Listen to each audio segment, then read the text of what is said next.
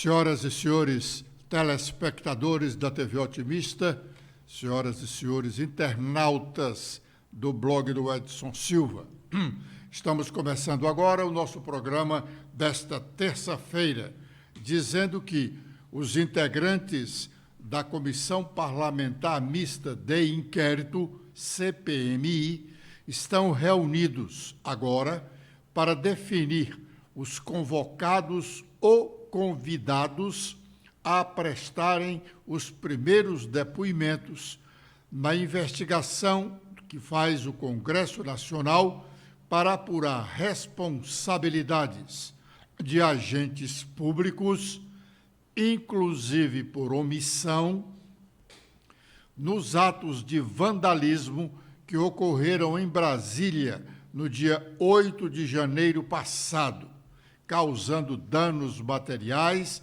às instalações do Congresso Nacional, do Poder Executivo e do Poder Judiciário. Estamos acompanhando a sessão e já voltaremos a noticiar sobre o seu curso. Neste momento, são vários os levantamentos de questão de ordem e isso atrasa a pauta principal, que é exatamente definir os convocados ou convidados a prestarem os primeiros depoimentos. Bom, o jornal Folha de São Paulo, em sua edição de ontem, deixando em destaque o dia todo no site UOL, publicou uma matéria denunciando tortura no estado do Ceará por parte do titular da Secretaria Penitenciária, responsabilizando pessoalmente o secretário Mauro Albuquerque. Esta matéria reclama uma resposta clara do governo do Estado, sobretudo agora que um petista, o governador Elmano de Freitas, que é um dos defensores dos direitos humanos, tem a responsabilidade pelas ações do governo do Ceará. A matéria diz, em outras palavras, ou melhor, diz textualmente o seguinte: o título da matéria é Técnica de tortura de quebrar dedo de presos é detectada em 5 estados. Aí tem o outro lado. Governo do Ceará diz repudiar qualquer ato que atente contra a dignidade humana. E o Ministério da Justiça, questionado sobre este caso de tortura, afirma não ter confirmado casos.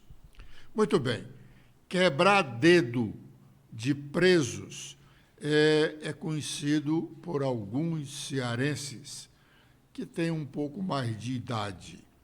Tinha um oficial da polícia aqui no estado do Ceará, na época que não existia, ou que a Polícia Civil não tinha as competências que tem, então a Polícia Militar fazia uma boa parte do que faz hoje a Polícia Civil. Então, esse oficial, quando era designado para comandar um batalhão ou uma delegacia, dizia-se comumente: vão desaparecer os ladrões dessa região. Por quê? Porque o oficial, quando os seus subordinados prendiam alguém acusado de roubo, ele quebrava os dedos do acusado ou do ladrão. Portanto, os meliantes, como diz a crônica policial, tinham medo do delegado e se afastavam da área que ele estava comandando. Pois bem, diz a matéria da Folha de São Paulo. As audiências mal haviam começado quando o juiz Raines Viana de Vasconcelos, titular da primeira vara de execuções penais de Fortaleza, no Ceará, informou aos funcionários que suspenderia a sequência da pauta daquele dia para verificar pessoalmente uma grave notícia trazida por um preso durante depoimento. Prossegue a notícia. Na companhia de um promotor e de um defensor público, também presentes à sessão interrompida, o magistrado seguiu para um presídio de Itaitinga, na região metropolitana de Fortaleza, onde 72 presos haviam sido espancados na noite anterior por agentes penitenciários. Parte tinham dedos fraturados. Abre parêntese. Um seriado da Netflix não mostra o que era aquilo. Está entendendo? Cena de horror. Os caras todos quebrados, todos machucados. Tortura escandalosa. Fecha aspas, disse o defensor público Delano Benevides de Medeiros Filho, um dos integrantes do grupo e o primeiro a detectar os feridos, conforme diz. Continua a informação da Folha de São Paulo. O flagrante feito por autoridades cearenses no final de setembro do ano passado concretizou as suspeitas que rondavam o sistema prisional do Estado havia anos e que apontam para uma possível rotina de violência contra presos, que inclui uma técnica específica para quebra de dedos. Abre parêntese. Eles usam aqui a posição chamada de procedimento. O detento senta no chão, com pernas próximas ao corpo e cruza os dedos em cima da cabeça. Eles, agentes, batem com a tonfa, cacetete, nos dedos que estão cruzados em cima da cabeça. Isso provoca lesões, dependendo da força com que se bate. Provocam lesões graves, inclusive com a quebra do osso, diz o promotor Humberto Ibiapina Lima Maia, do NUINC, Núcleo de Investigação Criminal.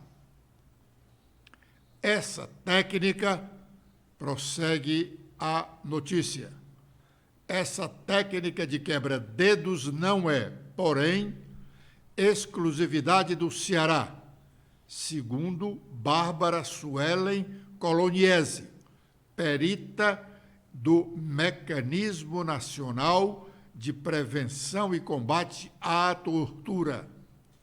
Ela já foi identificada também no Rio Grande do Norte, Roraima, Amazonas e Pará, todos locais de atuação da FTIP, Força Tarefa de Intervenção Penitenciária, espécie de Força Nacional para a atuação em presídios.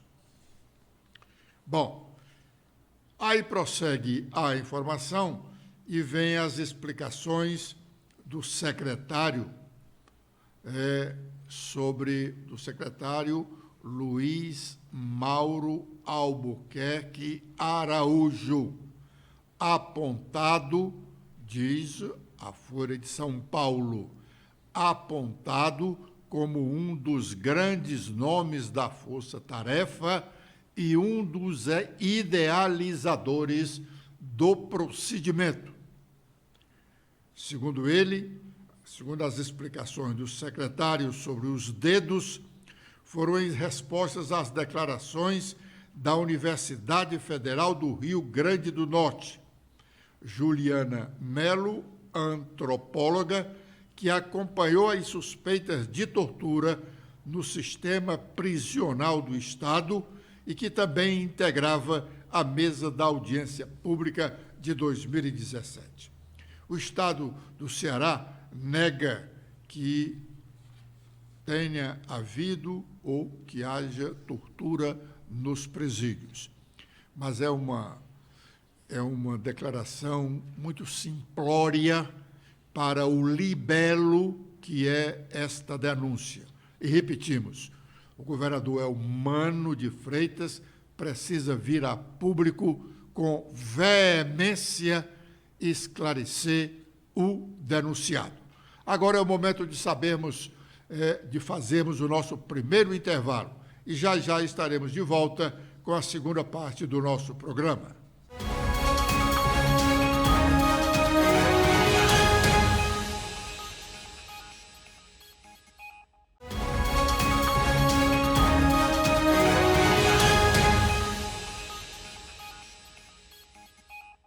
Bom, agora é o momento de sabermos quais as nossas manchetes.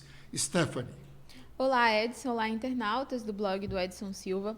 Agora com as manchetes do nosso blog desta terça-feira, a gente destaca que o Conselho de Ética do Senado analisa pedidos de representação contra Cid Gomes e outros senadores. O colegiado atua para preservar a dignidade do mandato parlamentar, pois recebe e analisa representações ou denúncias feitas contra senadores, que podem resultar em medidas disciplinares, como advertência, censura verbal ou escrita, perda temporária do exercício do cargo ou perda do mandato. A gente também destaca que a União Brasil quer reavaliar indicações de ministros, diz Alexandre Padilha. Está na pauta, o partido União Brasil vem apresentando o desejo de reformulação da representação dos seus 3 ministros indicados. Isso é absolutamente natural que um partido queira apresentar isso, disse Padilha. A gente também destaca que a Comissão de Direitos Humanos analisa projeto que cria a Delegacia da Mulher em cidades com mais de 100 mil habitantes. Segundo a norma, na formulação de políticas e planos de atendimento à mulher em situação de violência domésticas, policiais civis dos estados e do Distrito Federal deverão dar prioridade à criação de delegacias da mulher, de núcleos investigativos de feminicídio e de equipes especializadas para o atendimento e a investigação das violências graves contra a mulher. Outro destaque que temos é que a CPI do MST ouve o ex-presidente do INCRA sobre os casos de invasões. Segundo a deputada Caroline de Toni, que propôs o convite, a história acadêmica, política e literária evidencia o conhecimento do ex-presidente sobre a questão agrária no Brasil. Agora com os destaques nacionais, começando com a Folha de São Paulo, a gente fala sobre Forças Armadas, que o orçamento e a Mata Atlântica desafiam mega obra de 1,7 bilhões do Exército. O projeto da nova Escola de Sargentos em Pernambuco mobiliza políticos de 4 estados e ativistas do meio ambiente. Sobre o governo Lula, Lula convoca a ministra do Turismo para reunião em meio à pressão para demiti-la. União Brasil, partido de Daniela Carneiro, quer na vaga Celso Sabino. Agora a gente também fala sobre junho de 2013. Processos na esteira de junho de 2013 tiveram provas ilegais, condenações e absolvições. Agora, com as atualizações do Estadão, a gente fala sobre negócios, que gigantes chinesas preparam ofensiva no mercado de eletrônicos, no Brasil. Investimentos marcam um novo ciclo das companhias asiáticas no mercado brasileiro, antecipado pelas coreanas Samsung e LG. Sobre política, o indicado do Centrão para o Ministério do Turismo emplacou sobrinho na Telebrás em vaga de 16 mil. Agora, com as atualizações do Globo, a gente destaca a coluna da Malu Gaspar, que ela diz que a fatura do União Brasil para apoiar o governo Lula vai além do Ministério do Turismo. O partido quer tratamento isonômico em relação a outras legendas que controlam ministérios. Sobre a coluna da Bela Megali, destaca o distanciamento marca a relação de Bolsonaro com ministros que nomeou para o Supremo Tribunal Federal. O PL avalia que Bolsonaro deveria estar se articulando na defesa de sua inelegibilidade. Muito bem, nós estamos acompanhando a sessão da Comissão Parlamentar Mista de Inquérito. Continuam os debates, as questões de ordens. Já, quando nós tivermos a palavra da relatora ou do presidente, nós colocaremos no ar para que os nossos ouvintes e telespectadores possam saber o que está ocorrendo naquele núcleo de investigação dos atos de vandalismos ocorridos em Brasília no dia 8 de janeiro passado. O gabinete do prefeito de Fortaleza, do prefeito José Sarto, nos pede espaço para uma entrevista com o prefeito ao vivo. Estamos tratando da questão e amanhã poderemos ter uma entrevista ao vivo com o prefeito de Fortaleza, José Sarto. Agora, nós dizemos que o presidente Lula inaugurou hoje um novo sistema de comunicação dele e do governo, a exemplo do que foi criado pelo ex-presidente Jair Bolsonaro. É evidente que em modelo diferente. Lula fez sua primeira live na manhã desta terça-feira. Vamos ouvir parte do que ele disse. O problema é que o mandato é muito curto. Num país em que você tem todas as dificuldades legais para fazer uma obra qualquer, para fazer um investimento, que você tem fiscalização, que você tem Tribunal de Contas, que você tem impeditivos, que você tem um Congresso, que muitas coisas tem que passar pelo Congresso, é normal. O mandato de 4 anos, às vezes você não consegue aprovar um projeto importante. Se a gente for lembrar o Obama quase que não aprovou nenhum projeto nos Estados Unidos. Então eu tenho pressa. E essa pressa eu costumo passar para os meus ministros. Cada um que eu converso, quinta-feira vou ter uma reunião com os ministérios para cobrar pressa. Não há tempo a perder. Não há tempo para conversa fiada. Ou seja, nós temos que levantar de manhã trabalhando, parar de trabalhar o mais tarde possível da noite e no dia seguinte levantar cedo outra vez. O povo está precisando ver o Brasil andar de cabeça erguida e nós fomos eleitos para isso. E é isso que eu passo para meus ministros, para minhas ministras. Sabe, nada de ter medo de cara feia, nada de ficar colocando, mas tem dificuldade. A dificuldade existe para a gente vencer. Sabe, quando a gente é o... Bom, o presidente disse aí que quinta-feira vai ter uma outra reunião do Ministério, onde ele vai cobrar pressa dos seus ministros. Realmente, não só ele necessita de pressa no trabalho da equipe.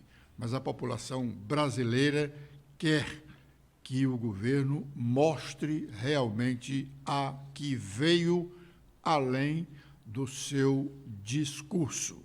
Agora é o momento de fazermos o nosso segundo intervalo e já estaremos de volta com a última parte do nosso programa.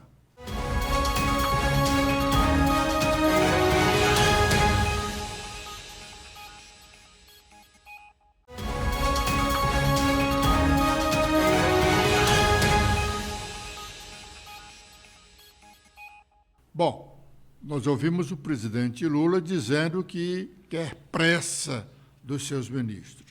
Vai cobrar pressa dos seus ministros na próxima reunião do Ministério, que ele anunciou que seria na próxima, ou que será na próxima quinta-feira. Enquanto isso, está avançando o movimento de mudança no Ministério do governo Lula, em razão das críticas à articulação política do governo. O próprio ministro Alexandre Padilha, ao lado dos líderes do governo, no Senado e na Câmara dos Deputados, o senador Randolfo Rodrigues e o deputado federal cearense José Guimarães, falou sobre mudança no Ministério. Vamos ouvir o que disse Padilha. Está na pauta, já falei isso desde a semana passada. O Partido União Brasil vem apresentando um desejo de reformulação da representação dos seus 3 ministros indicados. Isso é absolutamente natural que um partido queira apresentar isso. Não apresentou nada especificamente sobre um ou outro ministro, mas está na pauta discutir com a União Brasil essa reformulação. O presidente Lula, inclusive, pediu que a gente pudesse conduzir esse debate com a União Brasil, como também com os outros partidos que queiram fazer essa discussão. Eu sempre digo que governo é igual um rally.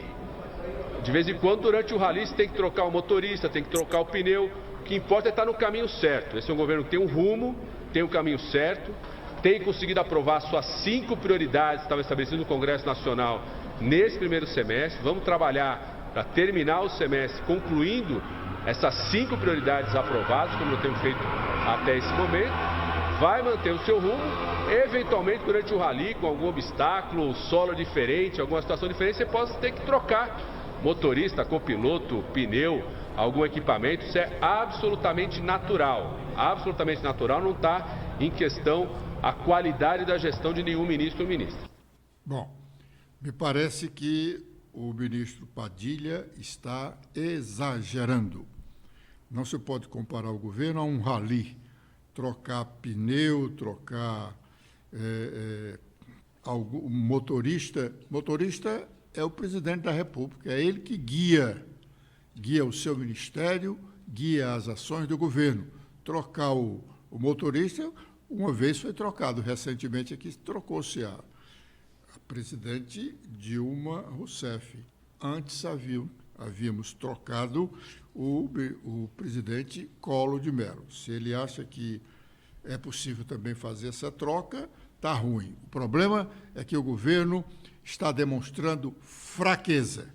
Uma simples pressão do Congresso, o governo diz: vamos mudar o ministério para atender aos interesses de uma parte da Câmara dos Deputados.